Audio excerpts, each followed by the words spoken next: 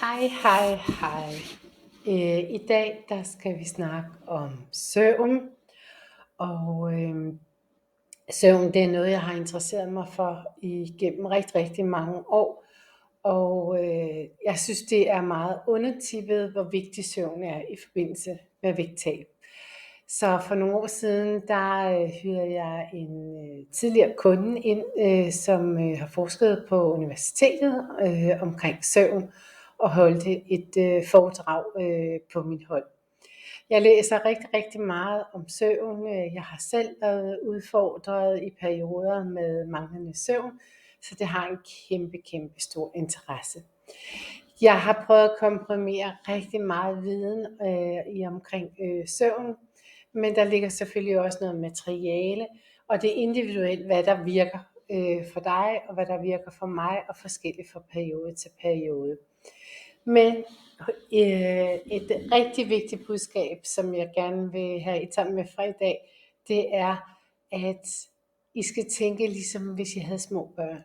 Nu har jeg selv 2 børnebørn, og der er noget, der virker for de her små poder, det er regelmæssighed. Sørg for at få nogle rytmer, gå samtidig i seng, samme rutiner osv. Det handler alt sammen om vaner. Så, men inden vi går til søvn, så vil jeg lige nævne OA-tallerkenmodellen. Hvordan går det med at sammensætte kosten? Fordi sammensætningen af kosten har også selvfølgelig indflydelse på jeres søvn. Sikre jer halvdelen af tallerkenen af grøntsager og frugt. Eksperimenter, prøv nogle nye forskellige ting. Jeg kommer ind på nogle frugter og grøntsager, som hjælper jer til en bedre søvn. Tænk kål, tænk antiinflammatorisk kost, middelhavskost med et nordisk twist. Brug de grøntsager og frugter, som er sæson lige nu. I går der drømte min mand om at få ananas,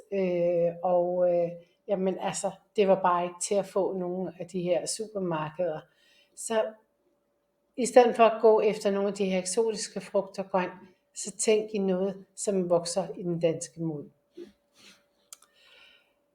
Inden vi går i gang med søvnen, så kunne det være en rigtig god idé at kigge lidt på kosttilskud. Fordi kosttilskud kan være med til at understøtte din søvn. Og vores krop har brug for vitaminer og mineraler, og jeg har aldrig været særlig meget til kosttilskud, eller i det hele taget til at spise piller. Jeg har sådan en tendens til at glemme det. Jeg plejer at sige, at det er grunden til, at jeg har fået 3 børn, det er fordi jeg glemte de her p-piller.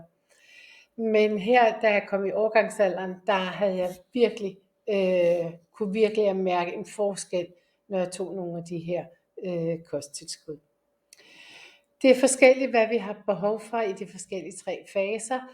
Hvor gamle vi er, hvordan vi har det, er vi stressede, hvordan vi sover, hvordan fordøjelse og sådan noget virker. Jeg har kun taget et lille udpluk af kosttilskud, men jeg har valgt de kosttilskud, som giver rigtig god mening i overgangsalderen.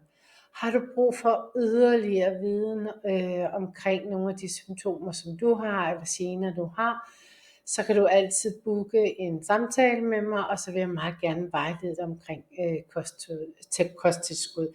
Jeg har taget en bachelor i sundhed og ernæring, hvor jeg har arbejdet med vitaminer og mineraler, så jeg ved en lille smule omkring det. Så vores ubalancer i overgangsalderen har brug for hjælp. Lad os prøve at kigge på, hvad der kan støtte din overgangsalder. Og et af de produkter, som jeg fremhæver, det er faktisk magnesium. Og det er sådan, at 60-75% af den danske befolkning har underskud af magnesium. Og hvis du går og er lidt træt, har lidt uro i benene, og det havde jeg især efter et stort vægttab for nogle år siden, der fandt jeg ud af, at magnesium gjorde virkelig en forskel for min uro i benene. Jeg havde svært ved at kunne sidde ned igennem længere tid, Så derfor så fik jeg anbefalet magnesium, og det var super, super godt mineral. Det hjælper også mod at aktivere østrogen, og som jeg nævnte i sidste podcast, eller sidste udsendelse, det er, at vi taber jo østrogen i overgangsalderen. Har du forhøjet blodtryk, kan det hjælpe, hovedpine, og så det, vi skal til at snakke om, søvn. I perimenopausen, der var der et kosttilskud, som gjorde en kæmpe forskel for mig, og det er den, der hed Mega B Stress. Den indeholder nogle ting, som hjælper med at få hedeture nedad, men den går også hjælp ned og gå ind og gør kroppens kortisol bliver lidt mindre udsat, så du sådan føler dig lidt mindre stresset. Den har enorm virkning på vores hår, hud og negle, vores slimhinder, vores overskud, vores humør. Så vælger du at tage den her om morgenen, så udløses den og frigives i kroppen i løbet af 2 gange, og det vil automatisk give dig en lille smule mere energi. Der er mange af mine kunder, der oplever inden for 14 dage i perimenopausen, at den hjælper. Så er der den her Bidro. Jeg tog den en lille smule i menopausen. Den indeholder rigtig mange forskellige ting, også nogle af de her B-vitaminer, den indeholder rødkløver. Så der er mange kvinder, der oplever også en stor forbedring med hedeture ved at vælge det her præparat. Når vi begynder at opleve ledsmerter, gigtproblemer, så kan det være en rigtig, rigtig god idé at kigge over i krillenolie og fiskeolie. Fiskeolie er lidt interessant, fordi at fisk er blevet sindssygt dyrt. Og ja, prøv lige hånden på hjertet. Spiser du 350 gram fisk på de 250 gram fede fisk hver uge? Hvis ikke, så er det en rigtig god idé at kigge over et omega-3 tilskud. Der er omega-3 rigtig mange andre produkter end fede fisk. Men ifølge Søs Wollesen, så er det sådan, at så optager vi ikke fra de vegetabilske omega-3, har vi sværere ved at optage i kroppen, efter vi er fyldt 40. Jeg vælger selv Krillevita, som er lavet på fosfolipider, som ligger meget op af vores celler. Den indeholder ikke så meget af det her omega-3, men fordi den er så let optagelig, så virker den faktisk, personligt virker den rigtig godt på mig, og jeg har store forskel at høre fra mine kunder. En af mine kunder, hun havde fået den i mandags, og så skrev hun torsdag, kan det virkelig være rigtigt, at jeg allerede kan mærke forskel? Og det er der rigtig mange, der oplever. De oplever ledsmerter i hænder, de har svært ved at ligge på siden med hofterne. De oplever, at når de begynder at tage sådan et tilskud med fiskeolie, så får de det allerede meget, meget bedre. Det skulle også virke rigtig godt på hukommelsen, så det er der noget af det, som jeg hører rigtig mange kvinder i overgangsalderen lider af. Så prøv at se, om det ikke også kan hjælpe der. Udfyld skemaet, for vi kan ikke huske, hvordan vi havde det for 14 dage siden. Så brug skemaet og se, om der er en forandring, når du starter med nogle nye kosttilskud. I næste uge skal vi snakke tarmproblemer, og har du tendens til udfordringer med fordøjelse, forstoppelse, diarré, luft i maven, kan det være en rigtig god idé til at tage sådan en antibiotikakur med probiotika. Og det er også med til at reducere hedeture og humørsvingninger. Det er en god anbefaling bare at vælge en af dem med mange stammer af bakterier. Jeg kommer mere ind i det i den næste session. Men jo flere bakterier du får, jo bedre har du det. Så det er en god idé at vælge en probiotika-kur, men det kommer jeg lidt ind på i næste session. Men lad os komme til det, som det handler om i den her session, og det er søvnen. Så hvordan har du sovet her på det seneste? Det er tankevækkende. Jeg har læst en svensk undersøgelse, at fra 2000, der har man virkelig, når man interviewer folk, set, at folk sover dårligere, dårligere og dårligere. Og det har jo også en sammenhæng med, at vi har fået tablet, vi har fået mobiltelefoner, vi bruger meget af vores aftener på at sidde foran en skærm.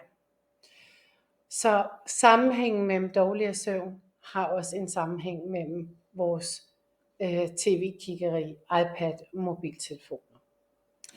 Men der er også mange andre ting, som har betydning for vores søvn. Jeg har nørdet rigtig meget omkring søvn, og jeg er overrasket over, hvor mange forskellige vaner man kan gå i gang med for at få en bedre søvn. Og jeg tror, jeg næsten har været igennem de fleste. Så har du søvnproblemer, så prøv at vælge de ting, hvor du tænker, okay, her kan jeg måske ikke se en forskel. Her prøver jeg at eksperimentere med nogle små vaner, for at se, hvordan jeg kan få optimeret min søvn. Vi kommer igennem dem alle sammen, men lad os lige kigge på, hvad er konsekvensen af, hvis du sover for lidt. Jeg har flere, der kommer og siger, at jeg sover 6-7 timer, jeg har det rigtig, rigtig fint. Men har du også det? Kan din vægtøgning, kan din træthed, kan din craving efter mere mad måske skyldes for lidt søvn? Når vi arbejder med søvn, så ved vi, at der er 5 forskellige søvnstadier, og cirka hver stadie ligger mellem 90 til 110 minutter. Så vi starter med den dybe søvn. Hvis nu for eksempel du har fået rigtig meget stimula med at sidde og se en Netflix-serie, hvor du sådan, du har næsten lyst til at se næste afsnit. Du har sådan en form for aktivering og lidt stress i kroppen. Så når du gør det, så tager du noget af det, som der hedder den dybe søvn, som vi starter med, når vi begynder at sove. Så hvis du har en masse stimula, så har du rigtig svært ved at komme ned og få den dybe søvn. Og det er jo i den dybe søvn, som jeg siger, at det er her, vi har vask af vores celler. Altså det er her, hvor du putter din krop ned i opvaskemaskinen, og så bliver du renset igennem og tørret. Og så får du fjernet nogle af alle de tanker og så videre, som måske ikke er så væsentlige til at tage med til næste dag. Og hvis du forestiller dig 5 gange 1,5 time, så kommer vi op på de her omkring 7,5 til 8 timer søvn, som vi har behov for. For den sidste del af din søvn, det er din drømmesøvn, eller også det, som er kendt, som er din REM-søvn. Og jeg vil sige, at REM-søvn, det er din terapi for dine tanker, for dit mindset, hvordan du har det. Så 7,5 til 8 timer søvn, det har vi behov for. Ja, der er 0,0,0,0,1%, der kan nøjes med 6 timer. Og tænker du måske, at det er dig? Jeg tvivler. Så prøv at øve at se, hvordan kan 7,5 til 8 timer søvn gøre for din overgangsalder, for din vægtøgning, for hvor meget energi du har, hvordan du sammensætter din kost, og din evne til at fokusere, huske og lære. Så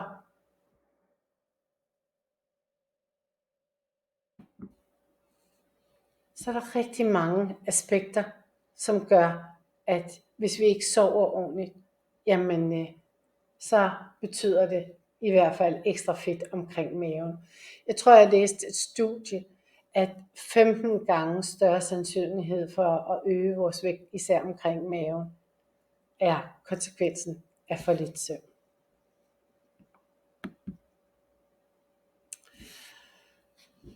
Så hvordan får vi egentlig sovet? Og hvad er det, der egentlig gør inde i vores krop, der gør, at vi sover? Og jeg har snakket om masser om hormoner, fordi det er det, der gør den person, vi er. Og når vi snakker om søvn, så har den også et hormon, der hedder melatonin. Og det dannes i vores pinealkirtel og i vores tarme. Så jo ældre vi bliver, jo sværere er det for kroppen at danne melatonin. Så derfor så kan vi gå ind og kigge på, hvordan kan vi hjælpe kroppen til at danne mere melatonin. Og det kan for eksempel være at kigge på, hvad er det vi spiser, hvad er det vi ikke skal spise. Vi ved, at der er nogle søvntyve, som kød, kaffe og te. Og vi ved, at nogle ting skal være i kroppen, for at kroppen hjælpes til at danne mere melatonin. Og der kommer bælgfrugterne ind. Der kommer nogle af de her kulhydrater, som hedder pasta, ris og kartofler osv. De er også med til at hjælpe kroppen til at danne melatonin. Og et lille bitte råd, ja, det kan være, at hvis du har svært ved at falde i søvn, så kan en halv banan inden sengetid hjælpe dig til at sove bedre.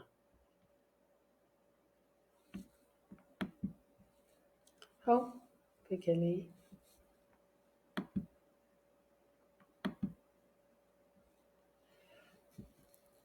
For mange år siden, der var jeg til et foredrag med en engelsk forsker, eller en dansker, som bor i England, som havde fundet ud af, at ved hjælp af sådan en sensor og en app på tøjet, så kunne man faktisk måle, hvor meget sollys den enkelte fik, og hvor meget dagslys egentlig påvirkede vores søvn.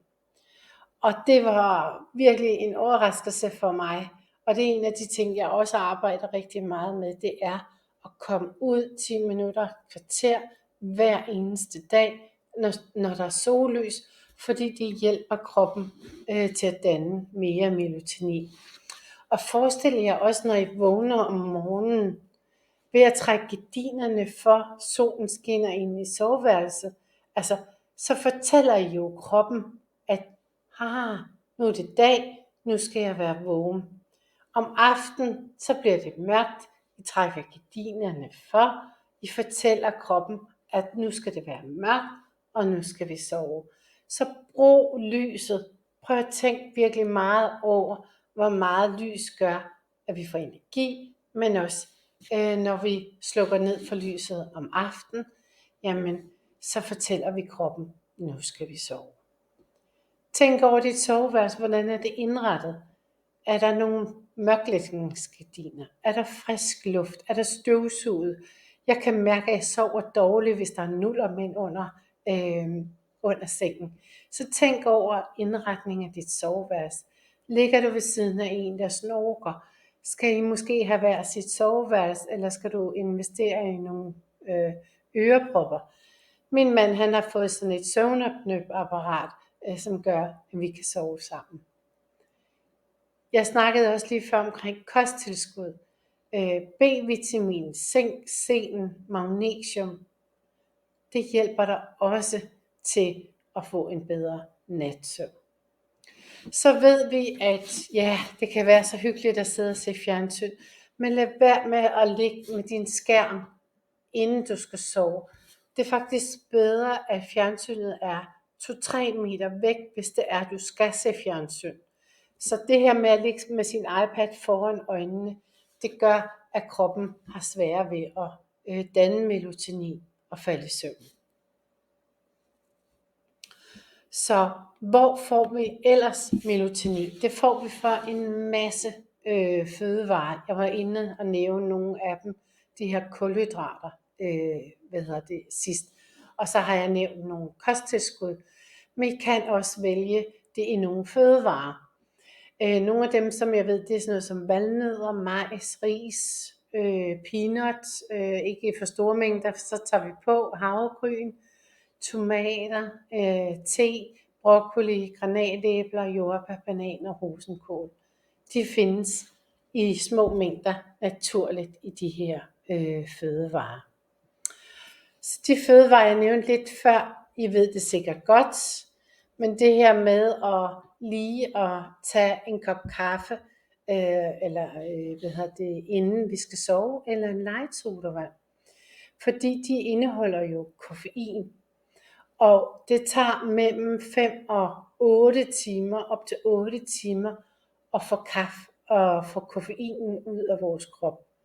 Jeg prøver at sige, efter omkring 4-5 tiden, så tager jeg min sidste kop kaffe, og så slutter jeg. Men jeg kan godt se, at hvis jeg drikker en halv til en hel liter light sodavand om aftenen, så kan jeg godt mærke, at jeg vågner noget mere med natten. Nikotin øger blodtrykket. Alkohol, det har I sikkert oplevet. Prøv at bruge skemaet. Jeg har sat alkohol på skemaet. Prøv at notere, er der en sammenhæng mellem, når I drikker noget vin eller noget øl, hvordan I sover. Nogle betyder det ikke noget, for mange betyder det rigtig, rigtig meget. Og det har den måde med, hvordan alkoholen frigives i blodet, og vi får en stigning i blodsukkeret. Jeg vil sige, det er ikke alle, der oplever det her med alkohol. Nogle oplever at jeg falder fantastisk i søvn. Ja, men hvilken uro får du så i din søvn sidst på natten? Det er forskelligt. Prøv at mærke efter, lyt, og så nogle gange kan det være fint at sige, jamen fredag aften, der drikker jeg en halv flaske vin. Det er okay, jeg ikke sover så godt, fordi jeg har fri i morgen. Men i hverdagene, hvor man skal være op og være frisk og præstere på arbejde, så er det måske ikke så heldigt, at alkoholen påvirker din nattesøvn. Manglende bevægelse, så bevægelse hjælper dig også til at sove bedre og optage melatonin. Og stress er også en af de ting, det her mylder med stress. Og der kan det være en rigtig god idé at arbejde med din stress.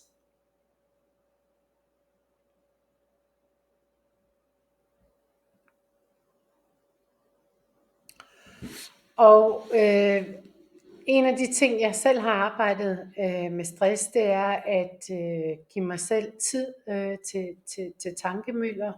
Sæt mig ned og skrive ned, hvad er det for nogle ting, der fylder. Og det gør jeg typisk, når jeg spist min aftensmad, sætter jeg mig ned, så skriver jeg ned, hvad er det, der fylder. Undskyld, jeg skal lige have en tår vand.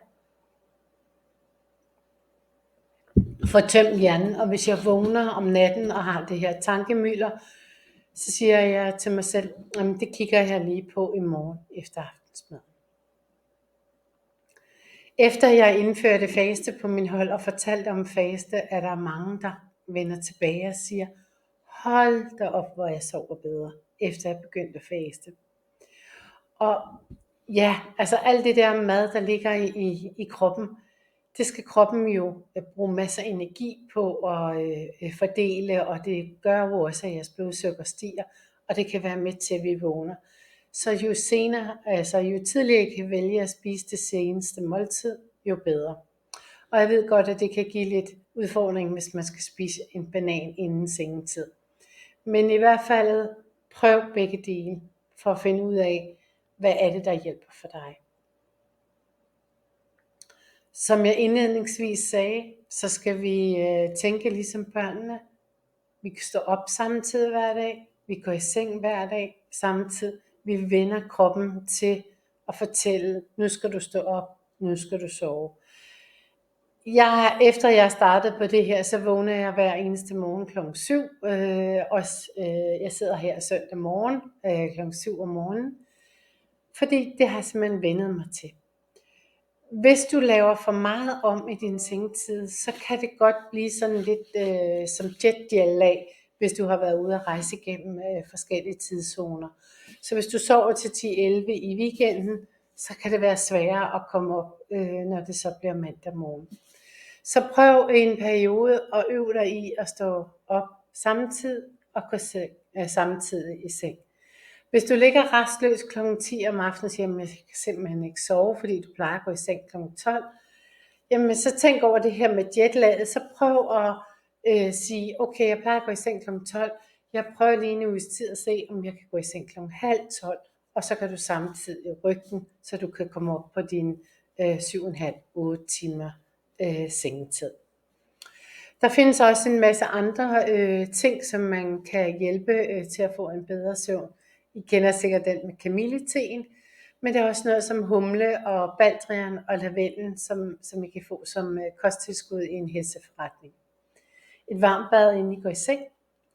Og så det her med sokkerne, som jeg fik et råd af Søs Wollesen for 10 år siden. Og det er sådan, at når vi er i overgangsalderen, så virker kroppens termostat, radiator, ikke særlig godt. Den har svært ved at regulere varmen. Og især hvis jeres fødder er kolde, og det er der rigtig mange af os kvinder, der gør, det er, når vi kommer hjem, så stikker vi fødderne ud af skoene, og så render vi måske rundt med bare tær. Det vil sige, at vi får kolde fødder. Og så, fordi kroppen har dårligt ved at forstå de her signaler, så kan den godt sende en varme igennem kroppen. Så prøv, det er en vane, prøv at se, om de her bløde sokker, også når I går i seng, kan mindske jeres hedetur. Der er flere af mine kunder, der siger, at det virker. Så prøv det. Hvis du har svært ved at sove, måske vågner der ved 4-tiden om natten, så fik jeg sådan rigtig godt råd af en healer, jeg havde, som jeg har delt husleje med i vores afdeling i Lyngby. Og jeg fortalte, han sagde, at jeg så lidt træt ud, så sagde jeg, at jeg er simpelthen så svært ved at sove, jeg ligger vågen 2-3 timer om natten. Så sagde han til mig, prøv det her råd, at når du går i seng, og der ved 3-4, eller der når du vågner ved 3-4 tiden, så bare læg dig i dynen. Prøv at være taknemmelig for, at du har en dejlig seng, en dejlig dyne, din mand ligger ved siden af. Prøv at arbejde med den her accept af, at du ikke kan sove, og så lav dybe vejrtrækninger. Jeg har lavet noget i papirerne til sådan en vejrtrækningsøvelse, I kan. Og det synes jeg faktisk har hjulpet mig. Jeg prøver også nogle gange at sætte en podcast på, og så bare ligge og høre en historie, og så bare trækker vejret og prøver at nyde det. Jeg falder altid i søvn. Men hvis vi ligger og tænker, jeg skal også op i morgen, og jeg har virkelig travlt, og vi stresser, nu skal jeg også sove, og så videre. Jamen, så er det i hvert fald også endnu sværere at falde i søvn. Så nu er vi ved at være ved enden, men læs materialer.